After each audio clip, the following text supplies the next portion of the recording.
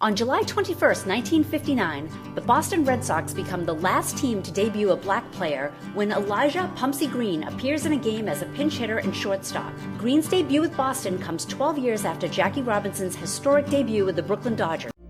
Boston fan favorites are celebrated by Subway, where winners eat.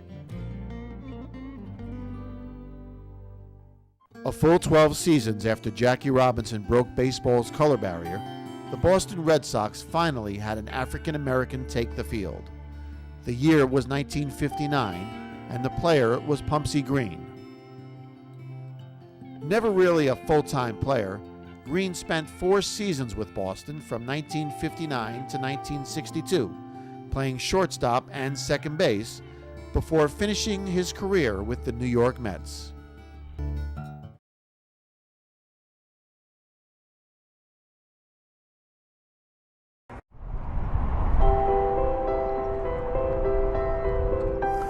I like baseball, and I've always liked baseball, and I always will like baseball. I keep up with baseball. I keep up with a good baseball team that has history, but I also keep up with the Red Sox. The first African-American man to wear the Red Sox uniform. Pumpsie Green. How about calling me Pumpsie Green? That's right. People ask me about memories of my experience here. I don't think anything could top the first night, the first at bat.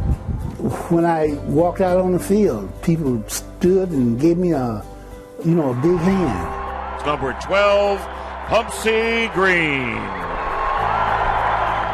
And so I was saying to myself, Pumps, I said, you can't strike out because you have to walk all the way back to the dugout after you've gotten all this. So I had in my mind, the first thing I see that I can hit, I'm going to swing at it. But I went to home plate, and I hit one way out there, off the wall.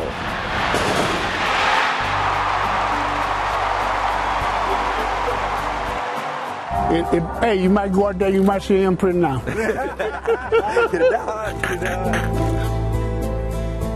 And I slid into third base with a triple. And the people went crazy. But I had a great first night. A great first night. It couldn't have been better. Well, the next day, Bill Russell showed up.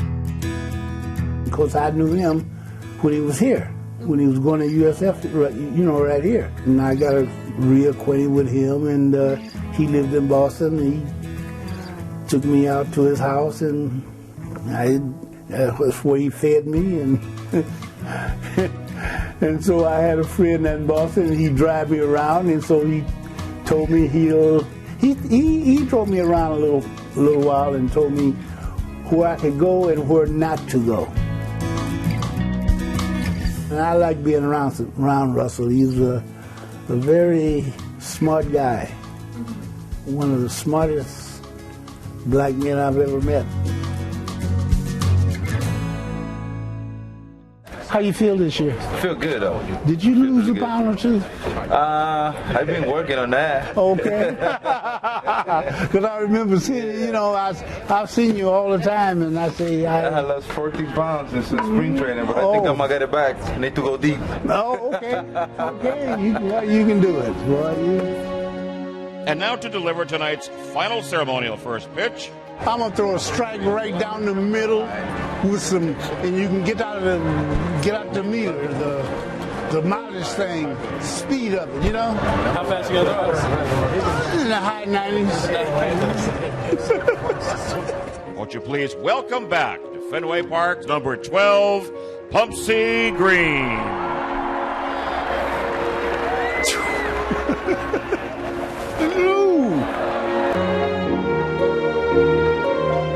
I tell you what, I was with a bunch of friends, a bunch of ex-ball players. We was all having a good time, so a lot of guys sat down and just wanted to talk to me.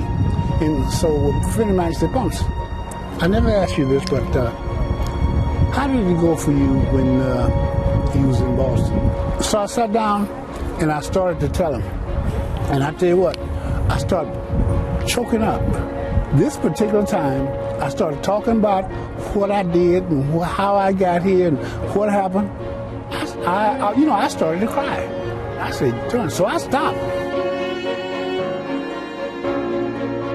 I didn't know I could feel that way. That surprised me.